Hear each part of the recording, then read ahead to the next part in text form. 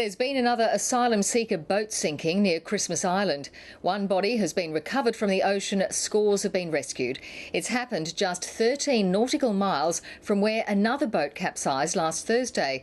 It was a tragic backdrop to the debate in Parliament, where MPs spent the day locked in an emotional debate on asylum seeker policy. We'll have more from Canberra and our correspondent in Jakarta shortly, but first, what we know so far is this. Rescuers have picked up 125 people. Up to 150 may have been on board.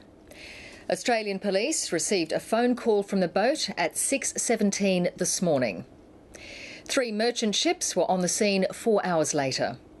The vessel capsized and sank in Indonesian waters 107 nautical miles north of Christmas Island. Most of those on board are believed to be Afghan women and children. Australian Navy ships and a spotter plane also helped in the rescue.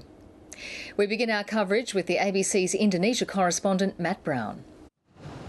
The Australian government says the first distress call went out at 17 minutes past 6 Australian Eastern Standard Time this morning, and it set off an extraordinary chain of events. Callers on the boat using a satellite phone said they were 2 nautical miles away from Christmas Island. But when search and rescue teams went to that location, they found nothing. It wasn't until around an hour later that another call came through to say the boat was in fact 107 nautical miles away from Christmas Island.